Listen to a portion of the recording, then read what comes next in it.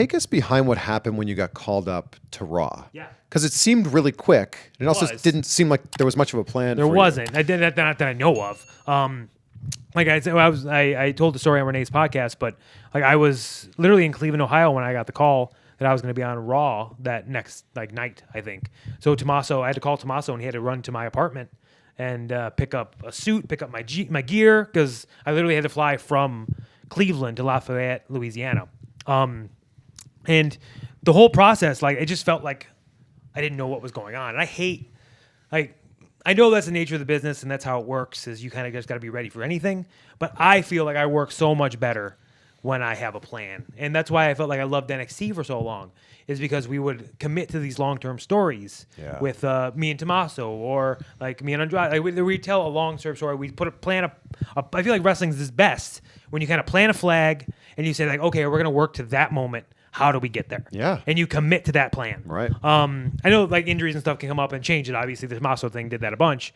But other than that, I feel like that's how I work best. So it just felt like there was no particular like goal in place. And yeah. I mean, I do question if we would have stayed, what could have happened. Like me and Tommaso could have won the tag titles, maybe.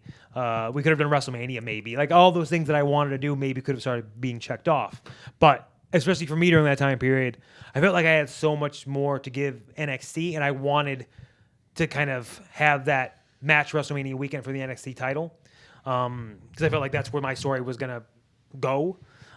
So to be able to have that match against Adam Cole, if we would have stayed up there, that match would have never happened. Yeah, it didn't feel like the chapter in NXT was done. It wasn't done. It was still going. Start a new chapter. Yeah. And for me, I am very much so the process of I like my chapters to be a clean ending, as you can see with how my run in NXT ended. Yeah. I love having closure, and it just felt like I got no closure. And until I got closure, I wasn't going to be able to fully commit. So, yeah, when we've seen it with plenty of guys who get called up, plenty of women, they get called up to the main roster, and it's like whatever they had in NXT, all the momentum is gone. And I think when you and Tommaso showed up on Raw, people went, "Oh no, it's happening again." Yeah. And that's a horrible way to feel, because these are people that have been working their whole lives to get to that moment. You should be happy. And I do hope eventually it gets to the point again where when new stars and new people show up on Raw and SmackDown, there's more of a happy feeling. And we're excited to see these people feeling. Because it was like that for a little bit. There was a time period where people would show up on Raw and SmackDown and people would be like, yeah, well, yeah, it was like cool. But it was like a graduation process. Yes. Instead, like, people went up and their theme music changed and their gimmick, their whole character changed. It was like, oh, no, they didn't just sign this person.